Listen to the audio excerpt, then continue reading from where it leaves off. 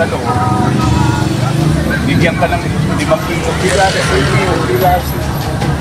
Hinahayaan mo na nakawin ka ng sana magising na ang lahat na nangangailangan. Kaya lang nakakalungkot, kung sino yung bigit na nangangailangan ng tulong, sila pa yung nagpapagamit sa walang niyang alunisya. May follow-up question po. Tingin niyo po, tama ba na si Escudero ang mag-deciding officer kung sa impeachment ng Vice President Sara Duterte? Samantalang nandiyan naman si SK Gatchalian. Alam ko, mukhang may statement na siguro na nakita rin nila na pwede namang diktahan din si Gatchalian yung mga abogado niya maglagay lang ng wireless. Kaya, hayaan ko yung mga abogado magaling mag-research tapos sasabihin na lang sa kanya kung anong gagawin. Tingnan mo. Next schedule ng impeachment hearing natin. May airport yan. Si Gatchalian. Yun na yun. Yung sinasabi ko sa inyo. Wala tayo.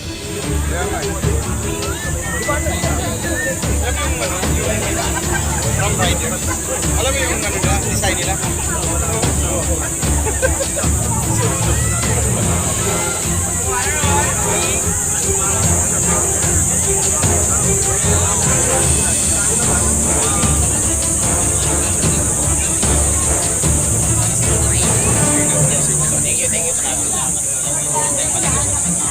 Almost 600 million kay BP Sara. Itong trillion, wala pa yung sa ban. Kasi kung tinatawag nila yung tinuloy ng Marcoleta ang Blue Ribbon, masasya kayo, mas malaki ang nakawan sa ban. May dokumento yun. Oo, yung ating 1 trillion, naku doon. Ito na mga, maalma na yung mga tao sa ban. Na naghahanap na nasaan yung pulang nila. Grabe ang nakawan dito. Kaya itong administrasyon ang nagawa lahat. Sinusunod na lahat. Ito namang hindi ko rin maintindihan. Ito na mga kaliwa na ito. Samantalang nung araw, galit na galit sila sa tatay nito. Ngayon, tingnan nyo. Yung tatay nito, napakaliit lang. Ang ninakaw, ang kasalanan, kumpara dito. Bakit? Ang tatay hindi naman adik eh. Itong si Bibi, adik eh. Kaya tino mo, nagkawindang-windang tayo. Ito lang. Pagka merong membro na adik sa pamilya, nagugustuhan mo niya na pag natapos, naubos ang nakaw gamit doon sa pamilya, ang mga kapitbahay na nilalakaw. Yun lang simple paliwanag niya. Tingnan mo, bakit tayo nagkakaroon? Diba? Leadership problem eh. Siya ang tatay natin ng bansa eh. Diba? Kung tatay ka, nagkakagulo yung mga anak mo, natawagan mo. Itong nakaraan ba? Tinawag niya yung House of Congress at Senate. Hindi naman eh, dahil pare-pareho silang buhaya. Paano siya mag-iis-ilisan doon sa ano? Alam niyo naman yan, magkalakaw siya. Kaya ano na mangyayari sa atin dito? Hayaan na lang ba natin sobrang nakawan? Kasama yung magiging Pilipinas natin. At Pilipino na bilahin natin, sila lapu-lapu, sila Rizal. Kasama ngayon. Lahat na lang kung nasuhulan ng mga kaliwa. Tingnan mo ngayon, brother, may video ba kayo noon? Kung si Duterte nakaupo, puring-puring nila si Duterte yung magkapatid ngayon. O tingnan mo ngayon, diba? Sampal sa ating Pilipino ito eh. Ginagawa nila tayong tanga. Dinanakawa na tayo. Ginagawa pa tayo nilang tanga. Yun ang nakakalungkot doon. Kasi kanina nakita din namin na yung INC, nag-withdraw din po ng suporta nila dito sa isinagawa nilang White Ribbon na movement rally. Supposed to be ngayon ba Pero kasama din kasi po? mga intelligence report na hindi natin pwede yung sabihin. Siguro gusto nila magamit din ang papatira. Pero papatira, alam mo naman yan na kaya ng milyon-milyon tao. Tapos, hindi sila nakita matapat. Yan ang naging maganda. Kaya, hanggat may pera na ipanunuhoy sa mga kumakampi. Congressman man yan, sekretary man yan, senador man yan, para pagtakpan ang pagnanakaw ng impeachment law, mabagsak at mabagsak. Ayaw ko na lang. Tayo na lang ata na pati media natin, alam mo, ang media, although hindi, ang mga reporter hindi kasama sa binabayaran. Pero sino ang binabayaran ng media? Yung mga boss nila. Kaya pag-report nila, hindi rin lumabas.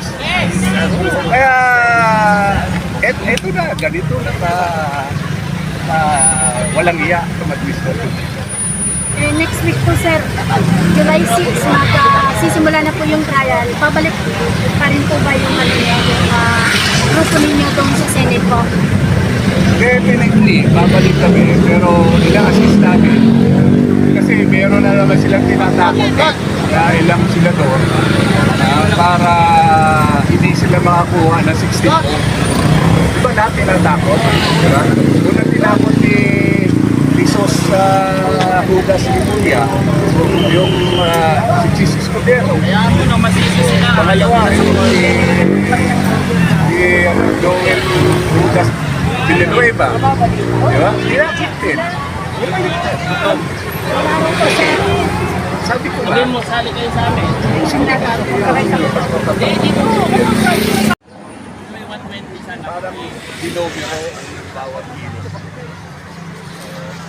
Kayo na lang ang mag-uusga. Pero ako, 68 years old na ako, 40 years na ako lumalaban. Unang labang ko, 28 years old ako, mapusinyo. Lahat ng EDSA nandun ako eh. Tapos ito, sabi ko nga ako, naniniwala ako sa kanya na ang kasalanan lang ang ang kasalanan ng tatay, hindi kasalanan ng anak. Pero yun, ang kasalanan ng tatay, hinigitan ko. Ito, yan, sa sitwasyon natin ngayon, normal ba ang pag-contact ni pag-iisip niyo?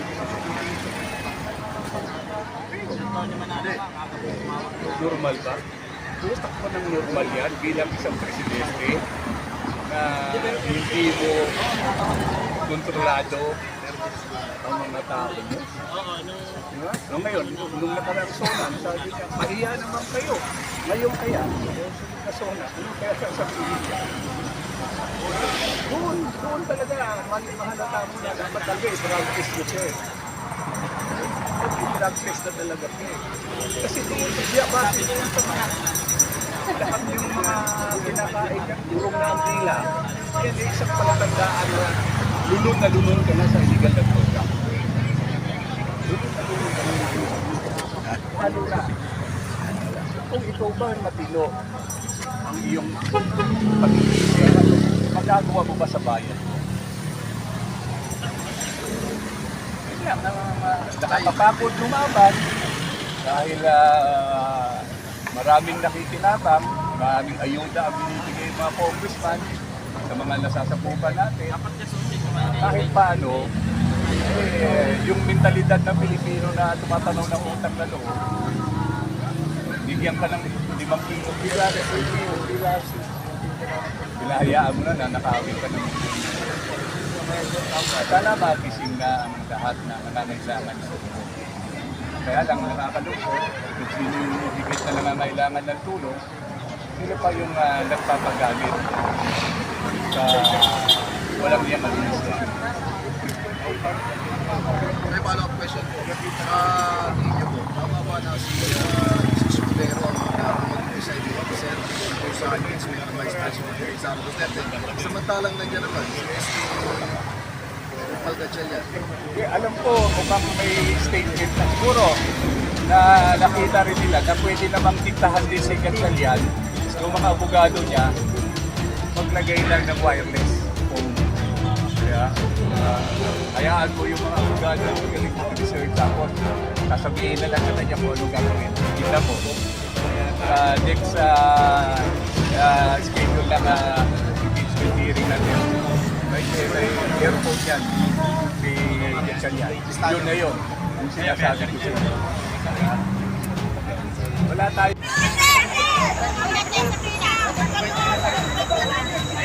Thank you.